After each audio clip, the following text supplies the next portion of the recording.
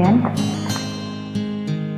Naalala ko to sa ating bansa, sa ating Pangulo. Nung umupo si Duterte, bansa natin biglang nagbago. Akala ko'y walang pag-asa, yun pala'y may magbabago.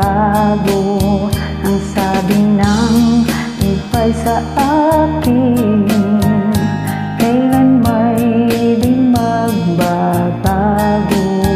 Hindi ako naniwala, ba't ngayon may ebidensya? Ba't di natin suportahan bansang Pilipinas para rin sa ating pamilya at kinabukasan? Kung para sa akin ay tama naman si Duterte, huwag tayo maging pusong bato. Kahit saan ka man ngayon, marami nang sumusuko. Maging tunay na Pilipino, magtulungan at magkaisa.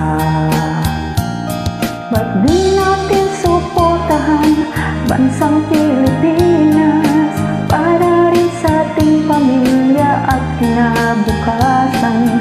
Kung para sa akin ay tama namang si Duterte, huwag tayo maging pusong bato. Ayan, huwag na tayo magsalita na hindi maganda. Manalangin na lang tayo para sa ating presidente, right?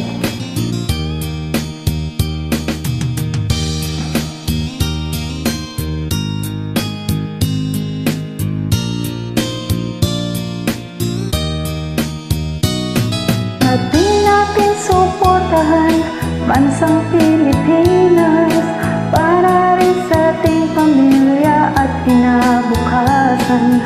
Kung para sa akin ay tama naman si Duterte, huwag tayo maging pusong bato.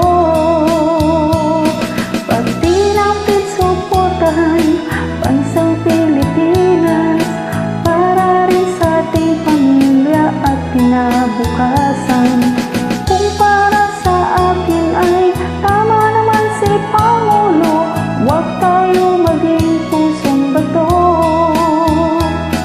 Manalangin na lang tayo sa ating bansa, manalangin